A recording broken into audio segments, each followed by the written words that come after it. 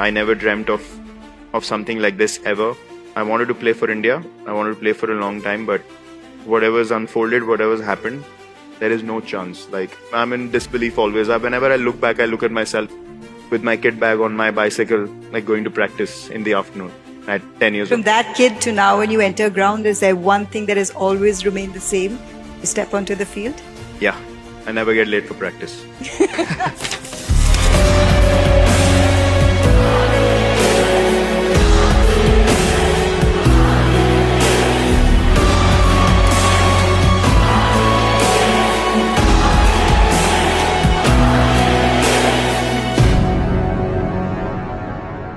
Leading a nation, especially like India, it came to you at a time when you were already at the peak of your own prowess when it comes to batsmanship and performance. So kind of finding the balance between these two, whether they fed off into each other, help me understand mentally, what did it take? What did it take out of you? What did it do to you? What did it change? Were there times where you felt like these are the signs of burnout? And if so, how did you bring yourself back from it? Actually, no one's really asked me this question ever. Because interestingly, I ended up being in a place where I became the focal point of our batting unit, and then I became the focal point of leadership. I didn't realize how much of load both those things will present in my daily life, to be honest. But because I was so driven and motivated to just make sure that Indian cricket stays on top, I didn't really pay attention to it. And that's precisely why by the time I left captaincy, I was completely spent. Like, there was nothing left in the tank to give. And I was completely consumed by it. So yes, it was gruesome. It was difficult to manage expectations of, okay, if you win, you don't score runs, then you're asked about your performances. And if you perform and you don't win, you ask about the results. So I was always like juggling between the two and try to manage as best as I could. My prime focus was to make sure the team is secure, that insecurity doesn't enter the change room. And for that, I have to, of course, give massive credit to the management, Ravi Shastri and the team, and, all the coaches that I've worked with, to be able to take responsibility and maintain a culture or create that environment where nothing could filter into the change room. Once that door is shut, the outside noise goes away. I will defend the team with all my might and with everything I have in front of the world. And behind that door, I'll be brutally honest, because we want to improve. So you don't really go out there and start, throwing people under the bus. You don't do that. You take the hits. That's why you're being given leadership. And you come back and you lay down the expectations and give responsibility and ownership to each one to kind of, grow into their roles. So I was enjoying all of that for a long period of time, to be honest. That actually helped me to take focus off my own performances, and that helped me to play better. To a point where eventually when, the form doesn't quite stay for as long as possible, then yeah, both those responsibilities start weighing on you. So it was tough, it was gruesome, but thankfully, I'm made in a way that I want more and more responsibility and load, and I seem to be at my optimal best. It actually takes away all the distractions, if I have to be brutally honest. You have no time to think about yourself. And that's such a beautiful place to be in, because then you can play beyond your own insecurities and what you might be feeling on a particular day and perform beyond your limitations. So who did think about you when you're talking about peak participation and captainship?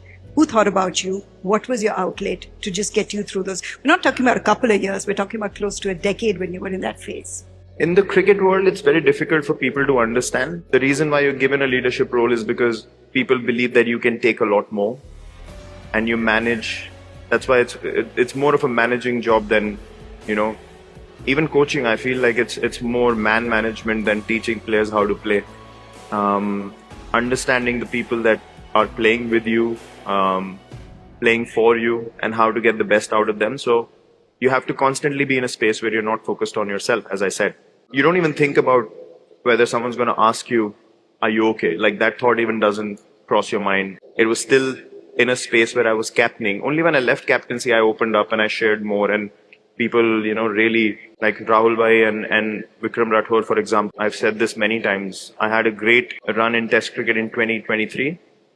And I always, whenever I see them, whenever I meet them, I always thank them, from the bottom of my heart, because they really took care of me in a way that made me feel like I want to play for them.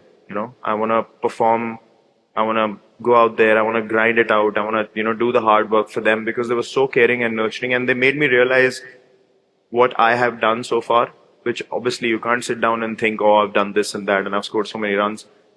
And as a player, not many people know you're always, you know, on a track where it's a very thin line between being cautious and being insecure.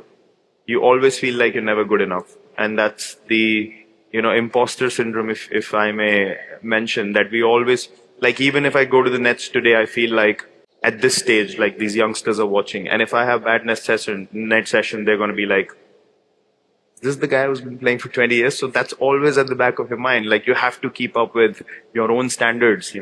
So they understood that because Rahul Bhai, of course, has done that, way better than a lot of people in Test cricket at the highest level. Vikram Rathore has been around for so many years. So they understood what I was feeling and they could relate to it. And they really took care of me mentally. So that really, put me in a space where I could enjoy my cricket again. But yeah, when I was in the thick of things, I never really felt like I wanted someone to ask me. I was pretty okay with managing everything. And I would, as I said, I would do it the same way over again. You said now this is your daily life, eating good, working out, it's your daily life. But to get there, what did it take for it to become your normal life? At the back of your head, you always feel like if you are not the best version of yourself every day in your profession, for me, of course, my physical condition, my fitness, my health is the most important thing. And that in turn, of course, helps me mentally. When you're fit, when you're healthy, you feel like you can do anything on the field. The responsibility that I had, where I had to be at my best every day, even at training, because that's the way I like to operate. I would like to lead, like even fielding sessions or batting sessions, like I would do it with full intensity so that it relates to the players in a way that, okay, this is what he said in the meeting, and now we're seeing it on the field. So if I'm not that version of myself every day, I lose the change room, I lose the players, and you can't afford to do that. And I would also like to say this because cricket is in such prime focus in terms of sports, in our country especially, you tend to neglect a lot of the other sports. We're not even 15% of the fitness of an Indian hockey player, if I have to be brutally honest. But they are not in focus.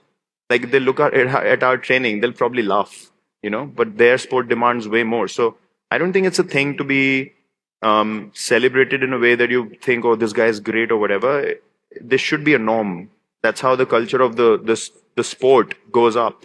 There is such a big conversation right now doing the rounds about how important it is for this generation to be all format players, or at least pay attention to red ball, or the way that you grew up admiring and loving red ball cricket as well. Can they do it? Because you maintained a 50 average across 3 formats. I mean, it's extraordinary to be able to do that. Can they do it? What will it take to be able to at least apply yourselves across 3 different formats? It's the drive. It's a lot of people relate drive to money nowadays. It's not necessarily, for me, it's not the only factor. Yes, it's a big factor because when a format that gives you the hype and the recognition, the fame by scoring a 40 or a 50 of 20 balls and the kind of money that people can make in the IPL today, it can put you in a very comfortable space and say, you know what, this is brilliant. I don't need to handle pressure for too long. I can just go out there and smash the ball. Or you can say, I want to play for 15, 20 years. I want to get recognition and respect of the cricketing world, of my own heroes, and I want to fulfill this opportunity. That's a very different zone. You have to be very driven to be able to say, I'm going to commit to this for the next 10, 15 years. And it's going to be very, very hard, but I'm up for it. I look at you and I always think, he's confident. He's a guy who knows what he's doing. There have been stages where you're just kind of talking yourself into it before you actually are confident? Many occasions like that. 2014 England tour was the toughest cricketing phase I've encountered. And I often speak about that because I was trying to be confident. Honestly, I was trying to be confident every day. Throughout that test series, I would wake up in the morning and I just knew I'm going to fail. And I could not even stop myself from playing. It was weird. I knew I'm going to play and I knew I'm going to fail. And I was like, how do I handle this? I haven't experienced this ever. when you're not playing, you have some space to work on your game, whatever. I was like, in 3 hours, I'd be at the crease and I know I cannot perform. How do I manage this? Because I can't go to the team management and say, nah, I don't want to play. Your competitive voice in your head is saying, you have to do it. You have to try and do it. But then the understanding is that, again, there's a very strong feeling that I'm not going to succeed today. So I went through that whole phase where I was trying to be confident. I was practicing hard, this, that, and the other. And then the test series finished. And I clearly remember we had an ODI series straight after. And I went to play the first game. And I was walking into bat. And the same kind of thoughts started. I was confident, prepared well, white ball cricket, whatever. I was walking into bat and I literally, my legs started shivering again. I was like, I prepared so well for the last 5-6 days and I'm approaching the crease and my legs are shaking. Like, I was in disbelief. I took guard and before the bowler could start running in, I promised myself one thing. I'm going to try to hit every ball out of this ground. And in a way that to, kind of break the shackles mentally. And I got out for 0, but I smashed the ball to the fielder at mid-off. And while I was walking out, I felt so good. I was like, that's because I was so desperate to take that chance. Although it was still a failure, but I knew mentally that something had switched. The results were not immediate. I experienced the results 5 months later. But my mind went back to that moment. And it always goes back to that moment. Congratulations once again for playoffs. Yet another playoffs. A chance to do that. How exciting to be on this journey. It's brilliant. This is new era. How exciting is it to be part of that setup again and be on this rush again? Yeah, great. That's exactly what you turn up for. That's exactly what we set out to achieve.